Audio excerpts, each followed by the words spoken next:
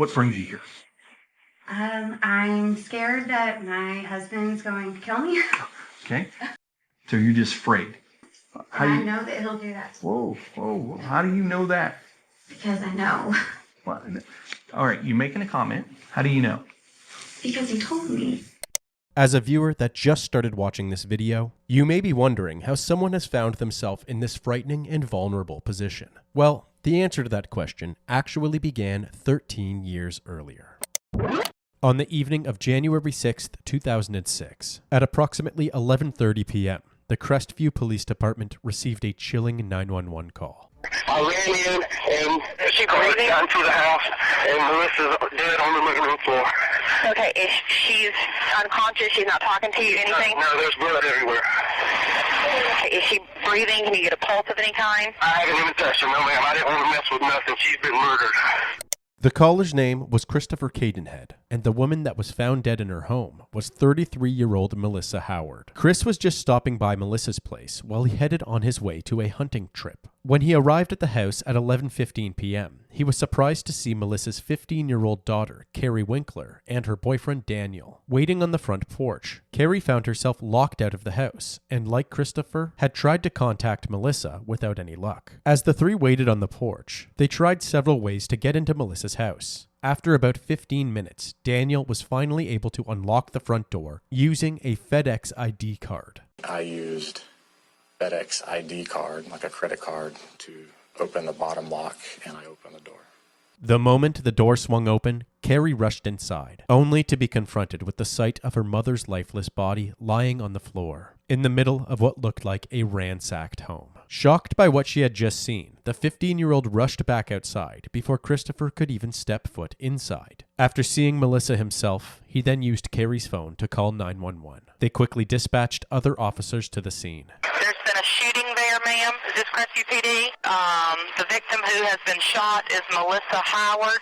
Despite Chris initially believing that Melissa had been shot, the EMTs later confirmed that she had actually been stabbed in the neck. The wounds were so deep and precise that they had impacted her spine. In most murder cases, the first suspect is usually the victim's spouse or romantic partner, and this case was no different. Although Christopher Cadenhead was married to another woman, he quickly admitted that he and Melissa were having an affair. So, detectives wondered if Christopher or Melissa's ex-husband Brian Howard were involved in her death. Since Chris was having an affair, detectives presumed that his motive could have been to hide said affair from his wife. However, during the 911 call, Christopher can be overheard in the background having a conversation with his wife on his own cell phone. Oh my God.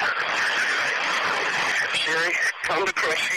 This call to his wife, and apparent confession regarding his affair, seemed to eliminate any motive for Chris to kill Melissa. So detectives decided to focus on Brian as their main suspect. Homicide detective and lead investigator Kenny Pinkard from the Florida Department of Law Enforcement described the crime scene as clean and lacking any evidence, which led him to believe that the murder was executed by a professional hitman. But why would Brian hire a professional hitman? About 3 years prior to Melissa's tragic death, she had gone through a divorce with her ex-husband, Brian. The separation then led to a prolonged and emotionally draining custody battle over their son. After the court ruled in Melissa's favor, Brian was visibly upset by the verdict and decided to disregard the court's decision. This initiated a second legal battle. Despite going through several hearings, the court ruled in Melissa's favor again. However, this didn't put a stop to Brian's harassment, and Melissa would go on to tell many friends that she was worried about what Brian might do next. But on the evening of Melissa's murder, Brian was at a family birthday party at a well-known local Mexican restaurant called Azteca. Multiple witnesses, including family members, other patrons, and order receipts, helped confirm that he was there. In fact, Brian had actually arranged for Melissa to drop off their son at the restaurant, which seemed to strengthen his alibi. On top of Brian's seemingly solid alibi, the forensic team was also facing significant challenges in their investigation. Not only were they unable to locate any fingerprints at the scene, but they were also unable to extract any DNA from the sweater that Melissa was wearing. Since the sweater was completely soaked in her own blood, it was nearly impossible to isolate any other DNA profiles. They did, however, notice that a recently installed security camera looked as if it may have been tampered with, and that her diary was missing. Still, they had nothing that could directly connect Brian Howard to the crime scene. Despite the absence of physical evidence, there was an abundance of circumstantial evidence potentially tying Brian to the crime. However, for the time being, the police decided to focus on other potential suspects. The third person that they wanted to speak to was a man named Russell Holbrook, who Melissa's daughter claimed had been by the house a couple days earlier. So they contacted Russell and asked him to stop by the police station for a short interview. The first thing that they asked him was when he had last seen Melissa. When's the last time you actually saw Melissa? Days, months, a year, couple of years, yeah. They then told him that Carrie had already advised them that he had come by the house a couple days before her mother's murder. He then immediately changed his story. Yeah, I stopped by there. Aside from Russell's suspicious lie, law enforcement went on to hit dead end after dead end. And without any concrete evidence pointing to one specific killer, the case of Melissa Howard went cold for 13 years. Let's now fast forward to May of 2015. A new agent, Megan Palumbo, took over the case from Detective Dennis Haley, and the investigation was reopened. Initially, investigators suspected that Melissa was assaulted from the front near the door. However, Palumbo's theory suggested that the attack occurred from behind. This theory prompted a re-examination of the DNA on the back of the sweatshirt. In doing so, investigators were now able to use a new DNA testing process, which could determine a DNA profile using a smaller sample size. This process located a new DNA profile on a cleaner portion of the sweater, and the profile was immediately sent in for identification. 2 weeks later, the lab results uncovered that the new DNA profile did not belong to Melissa or her ex-husband. Instead, it seemed to match the DNA of Brian's best friend, Michael Holbrook. Although not an exact match, the DNA was found to be familial, suggesting that it could belong to a close male relative of Michael. And if you've been paying attention, you may recognize Michael's last name. Russell Holbrook, Michael's brother and a friend of Brian, was one of the 3 initial suspects who were looked into back in 2006. And not only did Russell lie to the police during his interview, he was also the only suspect who had previously refused to undergo a DNA test. By this time, Russell had moved to Huntsville, Alabama, when Florida detectives arrived at his doorstep with a warrant to obtain his DNA. Detective Ralph Garrett noticed a dramatic change in Russell's demeanor, stating that it looked like his heart leaped from his chest into his throat. The results of the DNA test confirmed that the DNA found on the sweater was an exact match to Russell's DNA, marking a significant breakthrough in the investigation. But now there was another question.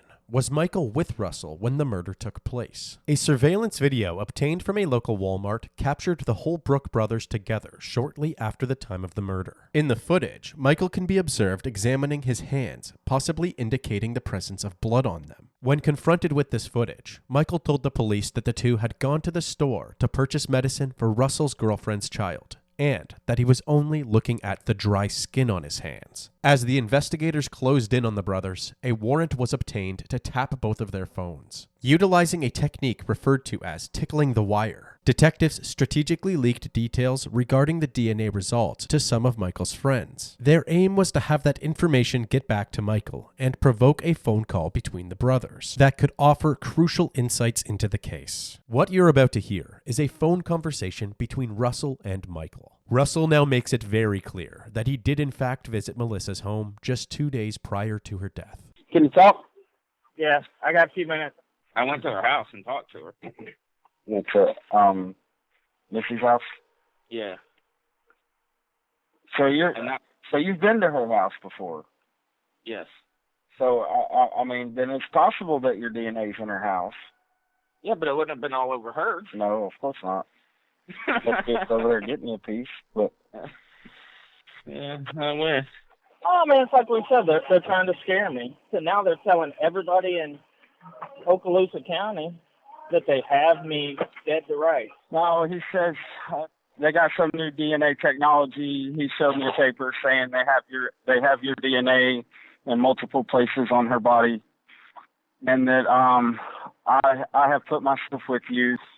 But right. He showed me, yeah, he had a paper about it. You're 1 in 39 million. Your DNA was all over her body. yada, yada, yada. I mean, that doesn't even make sense. I mean, it don't make sense. And that's what I told him. It didn't make sense to me. And I kept saying, well, what's all this got to do with me? And he just kept saying, well, you know, we got you on video with him at Walmart, so you was there too. He told me, he said, you know, we just wanted to give you this one last chance, you know, to give a statement. And I was just saying I was with you to protect you from your wife. Well, they're trying to say you and I planned it, Right? premeditating. So then they get you as principal and get me as capital. Although they spoke rather cryptically, detectives believed that this conversation suggested that the two men acted together. However, at this point in the investigation, the detectives had only gathered sufficient evidence against Russell to secure a warrant for his arrest. On November 8, 2016, Russell Holbrook was formally charged with the first-degree murder of Melissa Howard. A Florida grand jury has returned an indictment in a murder case involving a local woman, Melissa Howard, that had gone unsolved for almost 13 years. David Russell Holbrook Jr. was arrested in Alabama and returned today to Florida to stand trial on charges for first-degree murder. Detectives hoped that Russell would negotiate a plea deal and, in doing so, implicate both Michael and Brian. They were convinced that Brian had solicited the Holbrook brothers to murder Melissa Howard. During Brian's interview at the time of the murder, Brian made a peculiar statement. There was a rumor that I was supposed to kill Russell's wife, and in return, Russell was supposed to kill my wife. This odd remark led officers to suspect that this might have indeed been the plan. Russell rejected any plea deal, refused to incriminate others, and was prepared to proceed to trial. On February 19, 2019, 13 years after the murder of Melissa Howard, Russell Holbrook's trial finally began. Clifton Drake, the state attorney, began his opening statement by presenting the connections between Melissa Howard and the two significant men in her life at the time of her tragic death. The backdrop to this case was a bitter custody dispute between the former couple, which Melissa had won. Drake pointed out that Melissa was set to assume custody on the very day of her untimely death, a fact he stressed to the jurors. You will hear through the course of the trial that there was an ongoing custody battle between Brian Howard and Melissa Howard over primary custody of Taylor. He was about 11 years old at the time.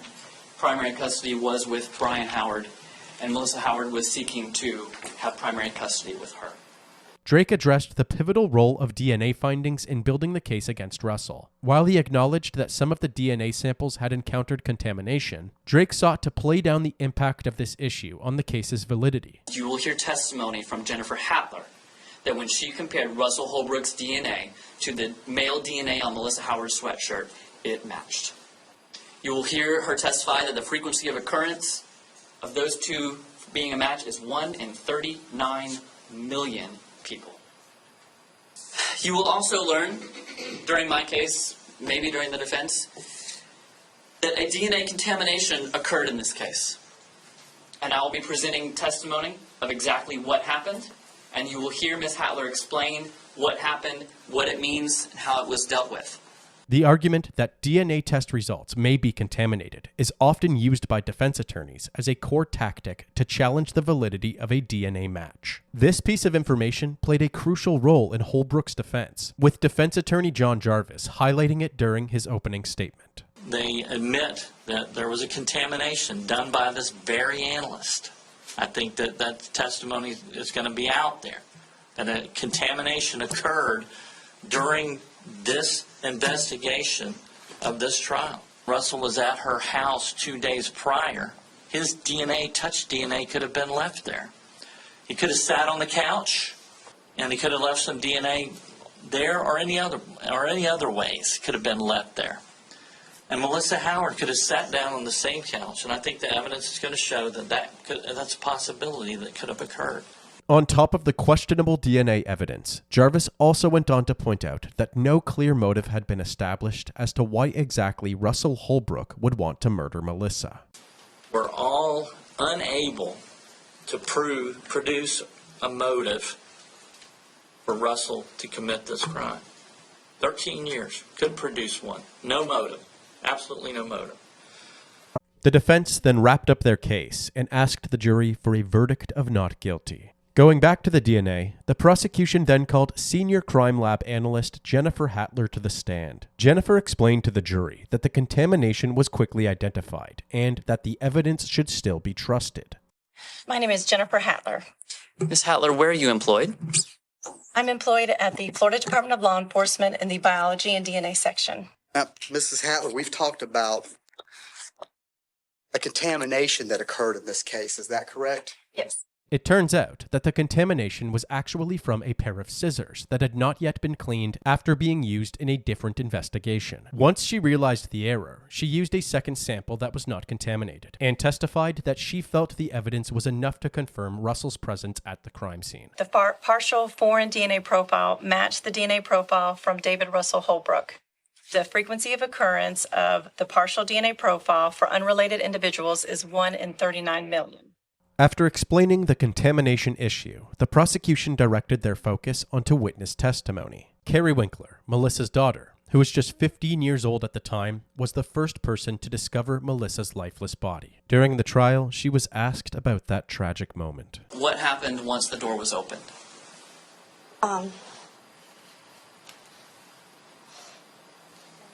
It's okay, ma'am. Take your time.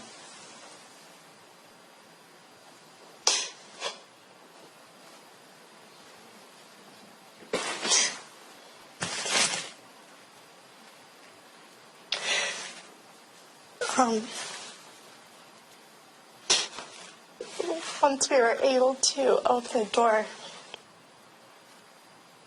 I went into the front foyer and I turned the light on. What did you see once there was better light? My mom lying there. Could you describe the layout of what you could see and where you saw your mom's body? The foyer is in the very front, which opens up to the living room. And we had a huge entertainment center on the back wall, and she was lying on the wall all the way across. What did you do once you realized that your mom was there? I ran back out. After explaining the heartbreaking events of that evening, she was asked if Russell had spent any other time at their house other than the visit that took place just 2 days before the murder. Was there any other time that Russell was at your house other than that Wednesday night? No. Why not? Russell was not allowed out of our house. He was considered one of Brian Howard's friends, and my mother was going through a custody battle with Brian Howard. He had made several threats on her life. She considered Russell to be his friend and dangerous. She said that she had caught him at her house before with a gas can, and I was to never let him nor any of Brian's friends at our home, inside the home, ever. As Carrie's questioning wrapped up, the prosecution's case against Russell seemed stronger than ever. And that's when Melissa's married boyfriend was called to the stand. How long had you been seeing Melissa Howard before she died? Right at 3 months. Exactly 3 months, I believe. What time roughly did you arrive at Melissa's house? I believe it was 11:13. Was anyone there when you arrived? Yes, her daughter Carrie and a guy she had gone on a date with, Daniel, was under the front porch light, huddled together. And Carrie said that they can't get her to answer the door, but we could hear her phone ringing inside. And I went around to the left side of the house to see if her bathroom light was on, and it wasn't. By the time I turned around and started to head back to the front, Daniel had jimmied the front door lock loose with a FedEx card. And when my eyes did adjust, I could see Melissa lying on the floor in the living room. What was your reaction when you saw her? At first, I thought she had a seizure or something medically was wrong. Did there come a point where you thought something different had happened? Yes, sir. I walked in, and the closer I got to her, I could tell that there was a pool of blood around her head. She was face down. Did anyone call 911? I did. What phone did you use? I used Carrie's phone because I believe I asked her to call, and she, I don't know if she was shaking and couldn't call, but I remember taking the phone from her and calling 911. Although his testimony seemed very genuine, Russell's attorneys worked to paint Chris as an alternative suspect. They did this by focusing on Christopher's extramarital affair, suggesting that it could have been a motive for the murder. I guess Melissa Howard knew that you were married, is that Yes. right? Yes. And there was some talk that you were going to be leaving your wife, isn't that correct? Yes, sir. I was pretty much heading out the door. Yes, sir. Okay. And you had kind of indicated to her, Miss Howard, Miss Melissa Howard, that you wanted to be with her. Is that right? Yes. Okay. Now, were you ever aware of any pregnancy tests being taken? I was not. Okay. Were you ever discussed, or had any law enforcement officers ever confront you with that, the possibility that there might have been some pregnancy tests? When I was my first statement at the end of January, it was brought up about that, and I had nothing about it because she had told me her tubes were tied, and her neighbor said that she had to take that to something to do with her meds she was taking. She had to take a pregnancy test after taking meds. I don't know what meds. But you were confronted by FDLE agents with the possibility that she was taking a pregnancy test, or they asked you about that, didn't they? They asked me if I knew that there was one in the garbage can, and I had no idea. But you were questioned on it. Yes, they did ask me about it. All right. The defense then brings up the clip found in the background of the 911 call, where Chris can be heard telling his wife about the murder. This is the clip, to be precise. Oh my God. Sherry, come to crush you. Using this clip, they then push Chris even more by focusing on the circumstances surrounding his confession to his wife about the affair. She didn't know what you were doing over at the dead woman's house either, did she? She had no idea. But so she finds out on this night that you're having an affair, and not only are you having an affair, but you're having an affair with this dead woman that you discover. Is that right? Yes. Although there is a possibility that this push to paint Chris as an alternative suspect was successful, at this point, the prosecution still seemed to be coming out on top. The next person called to the stand was Melissa's son, Taylor Howard, now 20 years old and had been raised by his dad, Brian, following the death of his mother. Good morning, sir. Good morning. Would you please introduce yourself to the jury? Taylor Howard, Melissa Howard's son. Mr. Howard, could you angle that microphone towards you a little bit? It bends a little bit. Thank Yes, you, sir. sir. No problem. How old are you, sir? I'm 24. How old were you in January of 2006? I was 11. What grade were you in? I was in 4th grade. The prosecution asked him to recount the details of his last interaction with Melissa. I'd like to ask you specifically about Friday, January 6th of 2006. Yes, sir. When did you see her? I went home that day after school. She got off of work a couple hours after, and she came home, and I was there for a couple hours. We played some board games, and she wound up taking me to a dinner with my dad and his side of the family, and that was the last time I seen her. Do you remember what kinds of games that you were playing with your mom?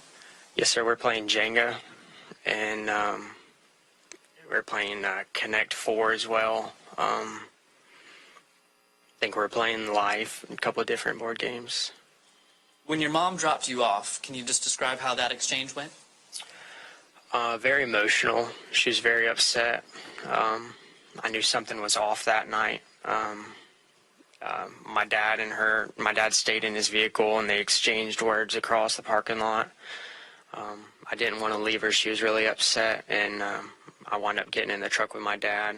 Taylor's testimony introduced the defense's suggestion that perhaps his father, Brian, was another alternative suspect that could have been the killer that night. On cross-examination, they make this theory very clear by focusing on Brian's alibi, the Azteca Mexican restaurant. The Azteca restaurant is actually very close in proximity to your mom's house, is it not? Yes, sir. Very close. Yes, sir. Now, You say when you got home that evening.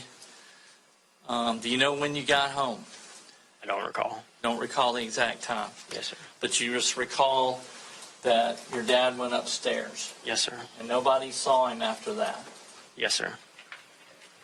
That's all the questions I have. Both attorneys wrapped up their cases and prepared for their closing arguments. The state prosecutor went first and highlighted that despite the questions surrounding the DNA results, there was enough substantial evidence that identified Russell as the killer. For instance, the inconsistencies in his story throughout the police interrogations, coupled with his efforts to intimidate Melissa prior to her tragic death, and the surveillance footage of him and his brother at the nearby Walmart. He also attributed Russell's physical stature and military background as contributing factors that enabled him to inflict stab wounds that led to her death. The defense attorney contended that the prosecutors failed to provide a motive for the murder. There was no indication that Russell had benefited from the death of Brian Howard's ex-wife, highlighting that the state had yet to establish the identity of Melissa's killer. On February 27, 2019, Russell Holbrook was read his verdict.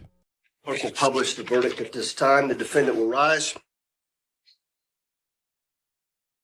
We, the jury, find as follows as to the offense charged in the indictment, guilty of first-degree premeditated murder as charged in the indictment. So say we all this 27th day of February 2019. Russell Holbrook was convicted of the first-degree murder of Melissa Howard. He was sentenced to life in prison in the state of Florida Department of Corrections. After the final verdict, Melissa's family and the detectives who worked on the case continue to have suspicions that Russell may not have acted alone. That brings us right back to the interrogation footage at the beginning of this video. The person in this footage is actually Jordan Victoria Howard, the new wife of Brian Howard. This interview took place just 3 months after Russell's conviction. So, Ms. Howard, what brings you here? I'm scared that my husband's going to kill me. Okay. And your husband is? Brian Howard. The lead detective of the Melissa Howard case, Megan Palumbo, was immediately brought into the room to help with the questioning. We know what happened in 2006. So we don't want that to happen to you. Okay? And we can't undo that, but we can try to fix this. So you're just afraid? I know that he killed Melissa. I know that he did that. I know that he'll do that. Whoa. How do you know that? Because I know. Well, all right, you're making a comment. How do you know? Because he told me. He didn't tell me that Russell's the one that actually did it. Mm-hmm. He said some other name, I'm sure, just to cover Russell. Okay. But he told me that he hired someone to do it. Jordan claimed that Brian had arranged for someone else to kill Melissa. Brian Howard was later arrested and convicted of a misdemeanor charge of domestic abuse. He continues to deny any involvement in his ex-wife's murder. Neither he nor Michael have been charged in that case, as Russell remains behind bars for life.